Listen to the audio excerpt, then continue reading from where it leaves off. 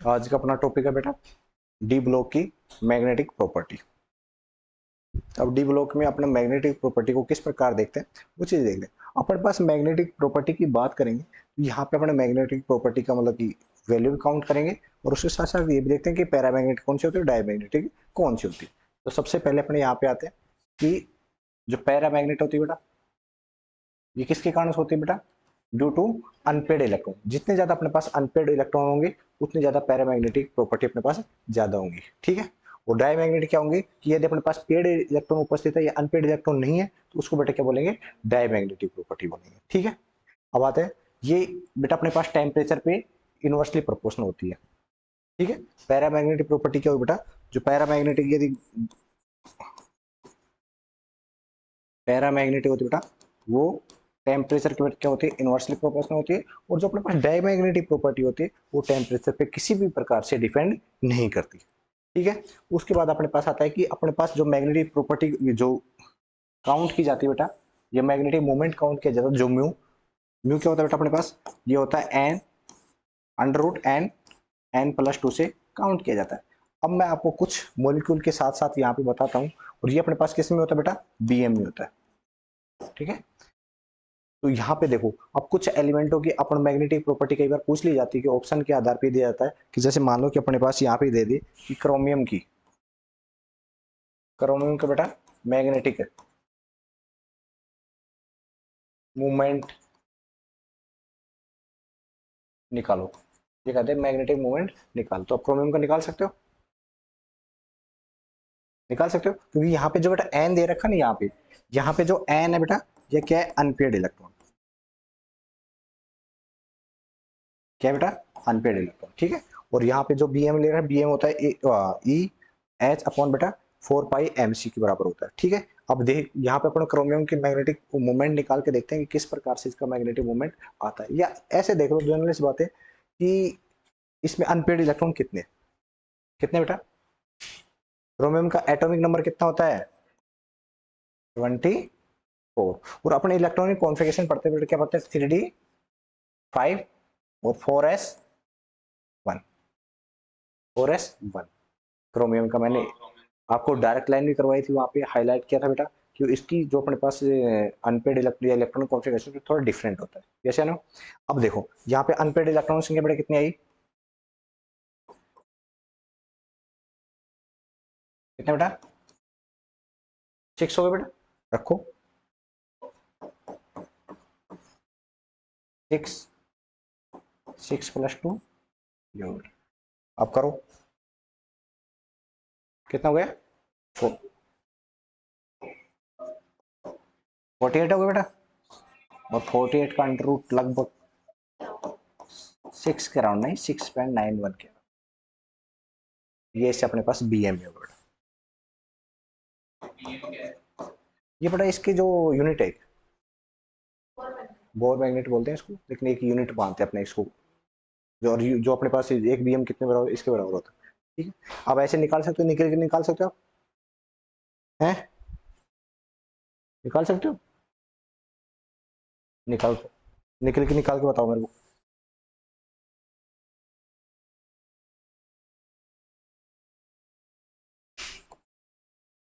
और तुम निकल का भी नहीं, निकल +2 का निकालना।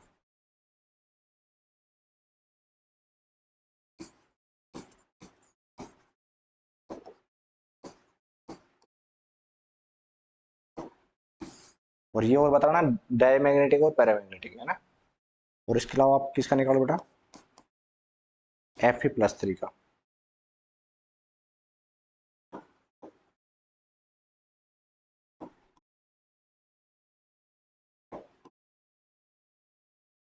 इसके अलावा बेटा Zn का।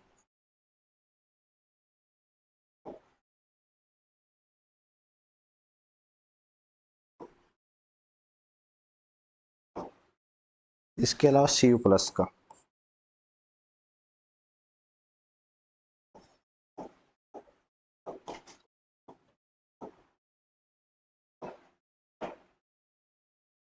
इन चारों को सोल्व करके बताओ बेटा फटाफट।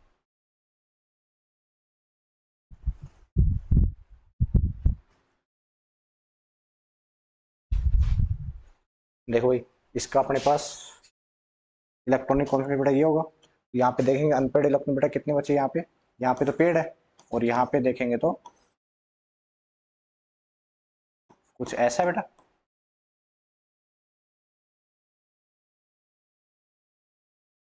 टू इलेक्ट्रॉन क्या पे अनपेड, और टू इलेक्ट्रॉन को निकाल देंगे, म्यू बराबर बेटा कितना हो जाएगा 2, 2 प्लस 2, और इसको बेटा क्या होगा √8, और √8 के लिए बेटा अपने पास क्या होगा 2.9 के लगभग बराबर है।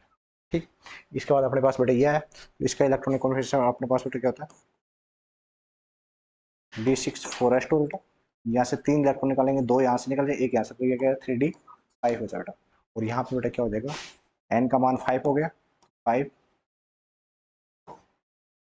2 प्लस 7 बेटा कितने √35 हो गया ना, तो 35 का लगभग 5.9। और यहाँ पे देखते हैं इनका इलेक्ट्रॉन कॉन्फिगरेशन कितना 3D10 और 4s2, तो यहाँ पे अनपेड इलेक्ट्रॉन एक भी नहीं है, तो यहाँ पे क्या हो जाएगा म्यू 0। और यहाँ पे बेटा देखेंगे तो 3D10 और 4s1 होता है, लेकिन एक इलेक्ट्रॉन बाहर निकाल बेटा, यहाँ पे अनपेड इलेक्ट्रॉन बचे, अनपेड इलेक्ट्रॉन एक भी नहीं है, तो फिर यहाँ पे बेटा क्या हो जाएगा अपने पास म्यू 0 हो जाएगा। ठीक है, ऐसे हो जाएंगे, ऐसे क्वेश्चन पूछे जाते हैं आपके पास ऑप्शन के आधार पे। एक मॉलिक्यूल दे दिया जाएगा, उसके 4 ऑप्शन होंगे, 2.9 दे देगा, 3.9 दे देगा, ऐसे दे देगा, और उनके आंसर अपने पास पूछ लेता है।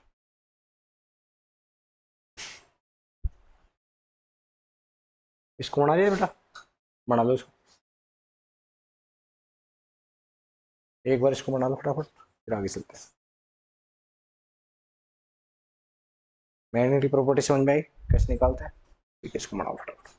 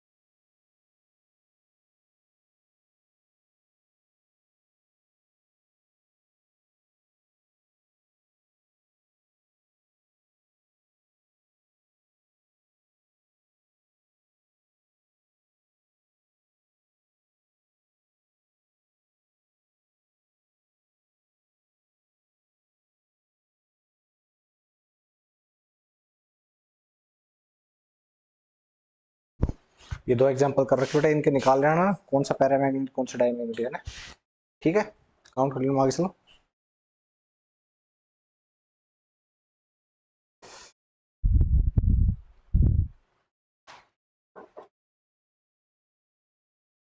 चले भाई,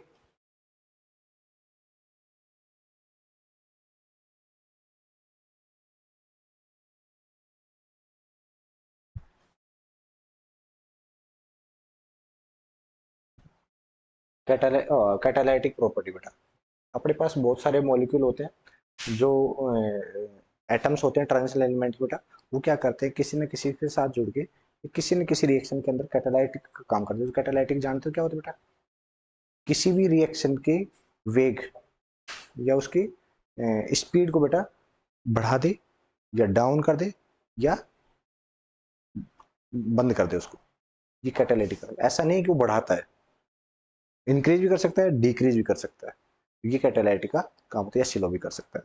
तो कैटालाइटिक अपने पास क्या होते हैं कि ऐसे रिएजेंट होते हैं जो किसी भी रिएक्शन की स्पीड को इंक्रीज भी कर सकते हैं, डिक्रीज भी कर सकते हैं, और स्लो भी कर सकते हैं। ठीक है, या स्टॉप तो नहीं कर सकते लेकिन स्लो कर सकते हैं। ठीक है, यहाँ तक तो अपने पास देखो, याद है transition element show the catalytic property due to the variable valency as well as due to the free valency on their surface. मतलब ये क्या क्या होता है बेटा यहाँ पे कि जो अपने पास ट्रांजिशन एलिमेंट होते हैं बेटा, ये क्योंकि थोड़े बड़े आकार के होते हैं, इनके पास फ्री वैलेंसी बहुत सारी होती है, जैसे निकल है बेटा, इसके पास फ्री वैलेंसी बहुत सारी, तो ये क्या करते हैं कि इनके पास जो सरफेस होता है बेटा वहाँ पे बहुत सारी वैलेंसी होती है, वैलेंसी होने के कारण ये अपने रिएजेंट को किसी रिएजेंट को अपनी वैलेंसी के अंदर अडोप्ट कर लेते हैं और उसको फिर क्या करते हैं, उस रिएक्शन को थोड़ा फास्ट कर देते हैं। जो भी इसका मतलब कैटालाइटिक जो पॉइजन है या कैटालाइटिक अपने पास जो स्पीड इंक्रीजमेंट करने वाला है कौन सा कैटालाइटिक, तो उसके आधार पर ये स्पीड को मतलब कि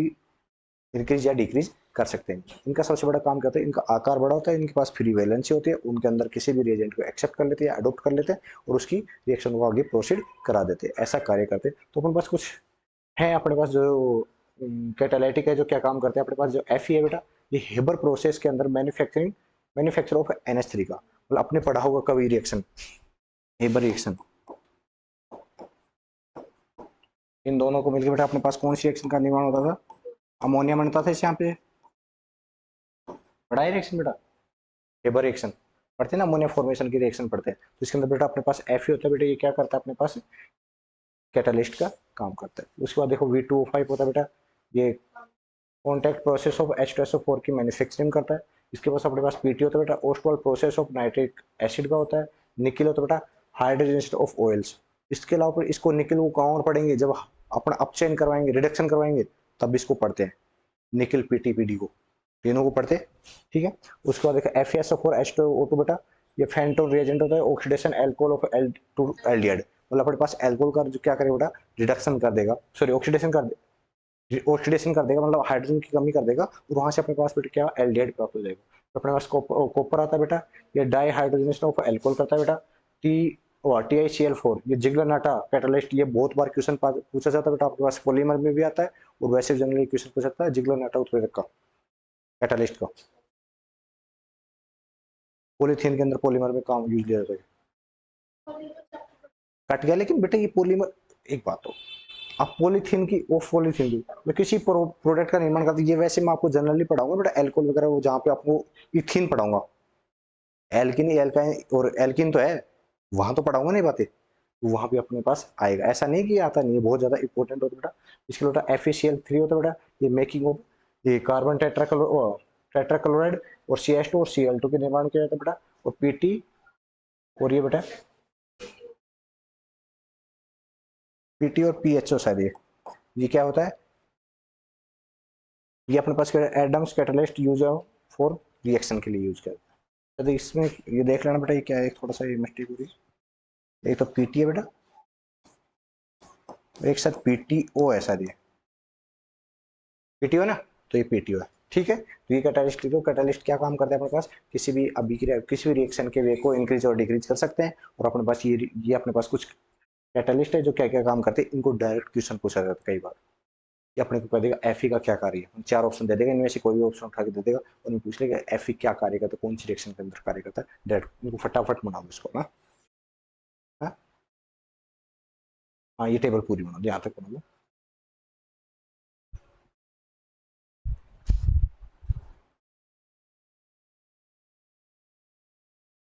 देखो आगे अपने पास है अलोइस, आगे फॉर्मेशन ऑफ बेटा अलोई। अलोई क्या है बेटा, transition element have the maximum tendency of from alloy, मतलब कि अपने पास मैक्सिमम टेंडेंसी होती है अलोई के निर्माण बेटा। Reactivity of transition element very less, their size are the almost similar beta due to the transition metal atoms in the lattice can be easily replaced by another transition metal atom and hence they have the maximum tendency from all। बेटा क्या कह रहा है कि अपने यहाँ पे जो ट्रांजिशन एलिमेंट होते हैं बेटा, इनकी lattice can be easily replace हो जाते हैं एक दूसरे से, और फिर क्या होता है अदर ट्रांजिशन एलिमेंट क्या होते हैं बेटा, वो टेंडेंसी अपने पास जो मैक्सिमम टेंडेंसी होती है किसके, अलॉयज के निर्माण करने की। देखते रहे ratio of component metal in fix, मतलब इनके अंदर बेटा रेशियो होता है ना अलॉयज निर्माण करने का, वो फिक्स होता है, उसी के आधार पे किसी न किसी चीज का निर्माण होता है। जैसे अपने कई बार पढ़ते नहीं है कि ब्रॉन्ज ब्रॉन्ज का निर्माण किससे होता है, ऐसे नहीं पढ़ते, 3-4 मेटलों के मिक्सचर से होता है। तो जैसे अब अभी गोल्ड पढ़ते हैं, गोल्ड में पढ़ते हो आपकी 18 कैरेट्स, 22 कैरेट्स, 24 कैरेट्स, तो इनमें बेटा क्या होता है, जैसे 18 कैरेट आ गया तो उसमें कुछ ना कुछ अनोदर धातु को, अनोदर मेटल्स का यूज किया हुआ है, उसको फिक्स उसके अंदर रेशियो के अंदर, इसके कारण वो 18 कैरेट्स बना है ना। तो externally hard and have high melting point, इनकी मतलब क्या होता है बेटा, हार्ड और हैवी क्या होता है बेटा, मेल्टिंग पॉइंट होते हैं, ठीक है। अलॉयज के अब देखो ये अपने पास कुछ अलॉयज बेटा, ब्रॉन्ज है, ब्रास है, गन मेटल है, वो जर्मन सिल्वर है, बेल मेटल है बेटा, ये सारे बना लो, ये सारे काम आएंगे और इनसे क्वेश्चन पूछे जाते हैं। आप देख लेना, तुम्हारे बकायदा इसमें से क्वेश्चन आए हुए हैं, लेकिन मैक्सिमम क्वेश्चन बेटा आपके पास ऊपर वाले से ही आ जाते हैं, 3-4 होते हैं, इनसे आ जाते हैं, सारे बना लो फटाफट। खाली पेज हो वो, सॉरी ये पेज बनाओ बेटा, हाँ ये उतार लो, ये बना लो, फिर उसके बाद बनाओ।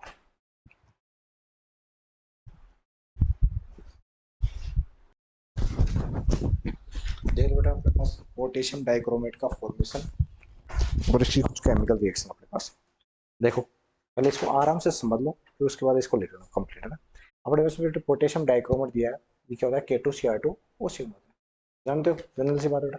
इनमें क्या देखा है, it is the prepared by the fusion of iron chromates, iron chromate के निर्माण के दौरान, आयरन क्रोमेट्स के बेटा ये O7 को इसको जगह से याद करो, विद सोडियम कार्बोनेट के बेटा प्रेजेंस में एयर की उपस्थिति में किया जाता है, अपने पास इसका फॉर्मेशन होता है। सबसे पहले क्या बेटा, अपने पास फोर मोलिक्यूल लिए गए बेटा अपने पास FeCr2O4 के बेटा, और उसके साथ बेटा 8 मोलिक्यूल किसके लिए बेटा, NaCO3 और प्लस में 7O2 के लिए बेटा, और अपने पास किसका निर्माण हुआ बेटा, 8Na2Cr4 का निर्माण हुआ बेटा, प्लस में अपने पास क्या निकला बेटा, साइड प्रोडक्ट क्या है, 2FeO3 बेटा, और प्लस में CO2 गैस निकल गई। उसके बाद फिर अपने दोबारा से इसकी रिएक्शन कराई, और इसका क्या कराया बेटा, हाइड्रोजन से रिएक्शन कराई, तो अपने पास क्या बन गया बेटा, Na2Cr2O7 बन गया, और उसके बाद भी इसकी रिएक्शन बेटा किससे कर देंगे, KCl से करा देंगे, और KCl से निर्माण करा पोटेशियम डाइक्रोमेट का फॉर्मेशन होगा। ये तो बात इसकी बेटा किसकी होगी, फॉर्मेशन की होगी। उसके बाद आती है इसकी प्रॉपर्टी, जो ये Cr2O7 बेटा ये एसिडिक होगा कब, जब +3 ऑक्सीडेशन स्टेट होगी, और जब इसकी ऑक्सीडेशन स्टेट बेटा यहाँ पे कितनी है, +6 है, तो यहाँ पे बेटा अपने पास क्या हो जाएगा, बेसिक हो जाएगा। अपने पास देखो ये H2S, यहाँ पे इस किसका बेटा ऑक्सीडेशन का भी कार्य करता है, K2 तो Cr2O7 बेटा अपने पास किसका कार्य करता है, देखो यहाँ पे भी ऑक्सीडेशन का भी कार्य करता है, एक अच्छा ऑक्सीडेशन एजेंट होता है बेटा ये।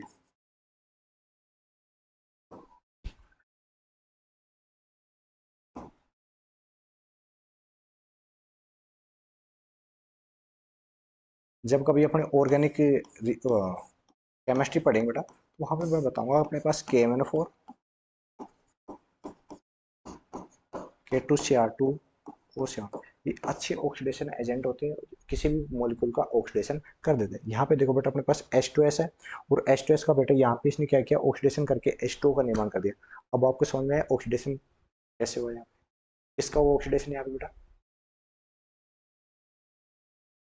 ऑक्सीडेशन किसका होता है, किसी पर्टिकुलर एटम का होता है ऑक्सीडेशन, तो जैसे ना यहाँ पे बेटा ऑक्सीडेशन हुआ सल्फर का, और सल्फर का ऑक्सीडेशन कैसे होता है, देखो यहाँ पे सल्फर अपने पास बेटा क्या था, H2S फॉर्म में था बेटा, किस फॉर्म में, H2S फॉर्म, और इसका बेटा यहाँ पे ऑक्सीडेशन, उसके बाद पास क्या होगा बेटा S, और H2 में निर्माण होगा। तो मैं ये कह दूं कि यहाँ पे इसकी ऑक्सीडेशन स्टेट बेटा कितनी थी, -2 थी, और अब बेटा कितनी होगी इसकी ऑक्सीडेशन स्टेट, यहाँ पे 0 होगी, यस है नो, 0 है ना, यहाँ पे इलेक्ट्रॉन की बेटा क्या होगी, कमी होगी, कमी होगी बेटा, तो इसको बेटा क्या बोलते हैं, ऑक्सीडेशन। जो अपने इलेक्ट्रॉन को डोनेट करते हैं वो क्या बेटा, ऑक्सीडेशन, और जो अपने इलेक्ट्रॉन को, किसी भी इलेक्ट्रॉन को ग्रहण करते बेटा वो क्या होता है, रिडक्शन होता है उसका, ठीक है। यहाँ पे अपने पास सल्फर का बेटा क्या है, ऑक्सीडेशन हो, और किसने किया बेटा, Cr2O7 ने किया, ठीक है। तो यहाँ पे आपने क्या पढ़ा, इसका प्रिपरेशन कैसे हो रहा है, उसके बाद इसकी प्रॉपर्टी क्या है, उसके बाद क्या होता है, ये ऑक्सीडेशन का कार्य करता है, और किसका नहीं, अपने पास यहाँ पे किसका ऑक्सीडेशन करता है बेटा, सल्फर का। इसके बाद ये नीचे एक रिएक्शन हुआ बेटा, इसमें देखो ये अपने पास बेटा क्या है, 3SO2 K2Cr2O7 और H2SO4 के साथ रिएक्शन करके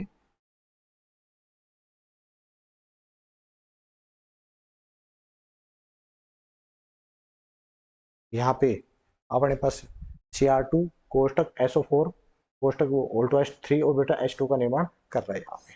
ये भी यहाँ पे बेटा क्या कर रहा है, यहाँ पे भी इसका क्या कर रहा है, यहाँ पे ऑक्सीडेशन कर रहा है।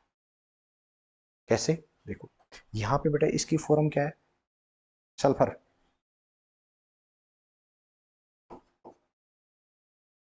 +4 में, और यहाँ पे बेटा किस में आ गया, +8 में।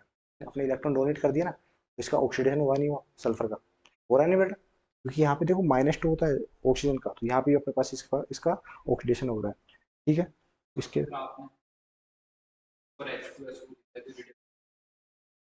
क्यों?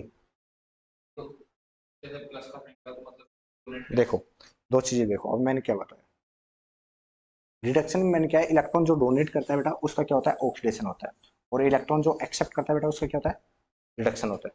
ठीक है, देखो यहाँ पे अपने पास सबसे पहले रिएक्शन बेटा क्या थी, H2S थी बेटा, और यहाँ से बेटा क्या हुआ था, S में गया था, तो मैं ये कह सकता हूँ S-2 से S0 में गया था, तो ये कह सकता हूँ दो इलेक्ट्रॉन को डोनेट किया, ये से नो, अभी तो अपने पास जीरो ऑक्सीडेशन स्टेट आई। और यहाँ पे देखो अपने पास जो सल्फर है बेटा, ये +4 में बेटा, इस वाली रिएक्शन में, और ये किस में जा रहा है बेटा, यहाँ से +8, इसने 4 इलेक्ट्रॉन और डोनेट किए, तभी तो अपने पास +8 आया बेटा, जैसे ना इलेक्ट्रॉन डोनेट किए ना, तो इसका ऑक्सीडेशन हुआ नहीं, हुआ हुआ ना, तो ठीक है, तो इसको बनाओ फटाफट।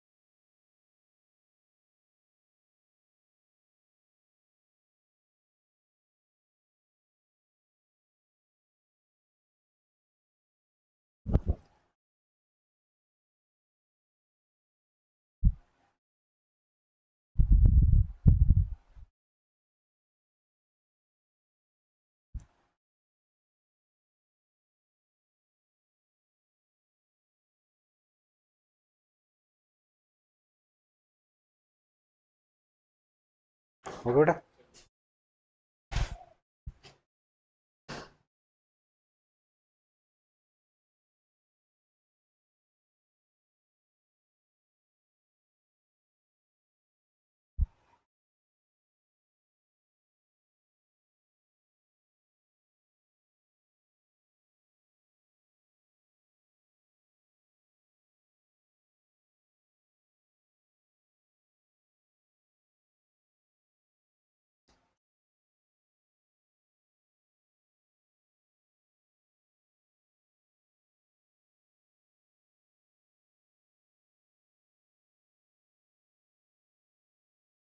ठीक है, नेक्स्ट पेज लो बेटा, यहाँ पे बेटा क्रोमाइल क्लोराइड टेस्ट दे रहा है बेटा, ये इसमें क्या है, it is the for ionic chlorides बेटा, यहाँ पे क्या होगा अपने पास, ये 4 के सी बेटा, और K2Cr2 के सामने रिएक्शन कराते हैं, अपने पास क्या बनता है, कार्बोनाइल क्लोराइड बनता है, ये ऑरेंज रेड वेपराइजेशन देता है यहाँ पे, है ना, तो इसका एक टेस्ट है। इसके अलावा बेटा यहाँ पे दे रखा अपने पास Cr2 CRO Cl2 के साथ बेटा NaOH के साथ रिएक्शन करा रहे हैं, तो अपने पास ये क्या हो रहा है बेटा, यहाँ पे येलो सॉल्यूशन बन रहा है इसका, और यहाँ पे बेटा किसका बन रहा है, सॉरी, और येलो पीपीटी प्राप्त हो रही है किसकी, ये सोडियम क्रोमियम ऑक्साइड की है ना।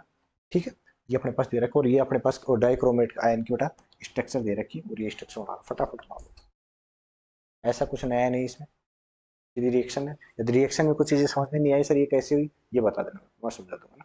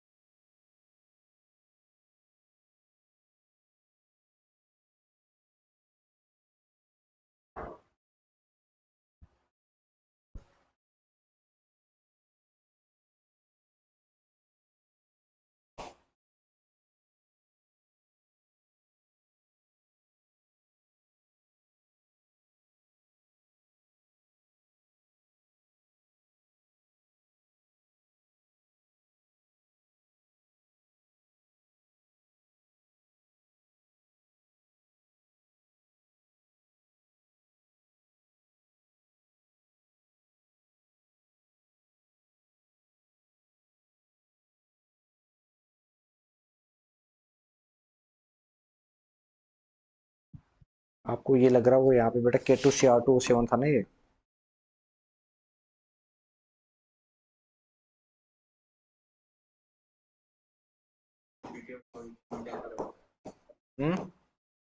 सॉल्यूशन एक लिक्विड होता है, पीपीटी बेटा अपने पास सॉलिड रूप में प्राप्त होती है।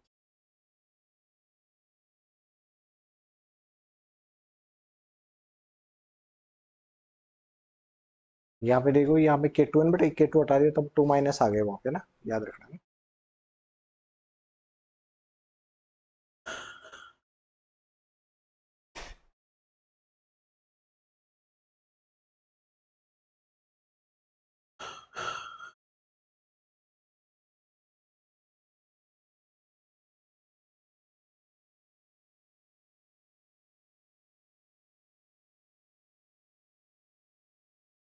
हो गया, चलो। इसके बाद अपने पास बेटा क्या आ गया, पोटेशियम पर मैग्नेटाइट KMnO4 आ गया। इसमें बेटा सेम है, अपने पास 2MnO4 के साथ रिएक्शन कराएंगे 4KOH की, और अपने पास किसका निर्माण, 2MnO4 का निर्माण हो जाएगा। और फिर उसके बाद क्या करेंगे, अपने पास 2MnO4 माइनस की रिएक्शन बेटा किसके करेंगे, 4H प्लस के साथ करेंगे, तो 2MnO4 माइनस प्राप्त हो जाएगा और MnO2 प्राप्त हो जाएगा। और साथ में बेटा क्या करेंगे, इसका जो कॉमर्शियल ओ यहाँ पे अपने बेटा प्राप्त हो गया ना, ये KMnO4 प्राप्त हो गया।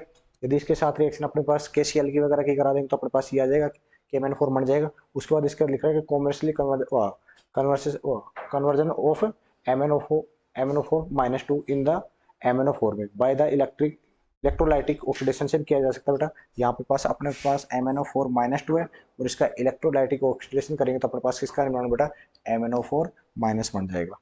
और इसकी कुछ प्रॉपर्टी है बेटा, यहाँ पे देख रहे हैं MnO4 माइनस की बेटा, या H प्लस देंगे तो Mn+2 में आएगा, तो अपने पास इसका जो रिडक्शन बेटा कितना होगा वो दे रखा है, MnO4 -2 का दे रखा है, और उसके बाद MnO2 का दे रखा है। और ये कलर इसका MnO4 का पर्पल कलर होता है, देखा अभी कभी आपने 12th क्लास में पीपीटी निर्माण ओ ब्यूरिट के अंदर सबसे पहले ये डालते हो। हाँ,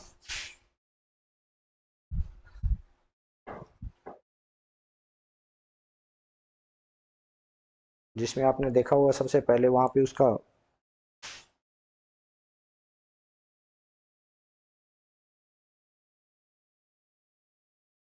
पिपेट वाला प्रैक्टिस कर रहे थे, तो वहां पे गुलाब पिंक कलर प्राप्त करने के लिए बेटा इसकी बूंद डाली जा रही थी उसमें ब्यूरिट में डाल के।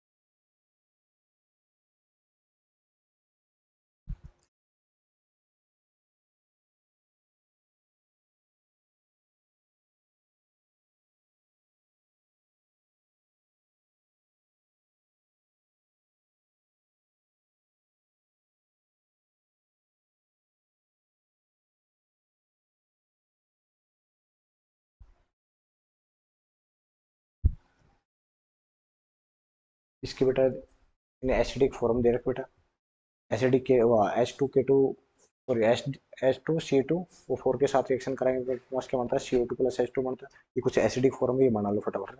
और नेचुरल एल्कलाइंस बेटा सॉल्यूशन है, ये KI के साथ रिएक्शन करा के 2MnO4 की अपने पास ये निर्माण कर रखे कुछ रिएक्शन से बेसिक्स ही कर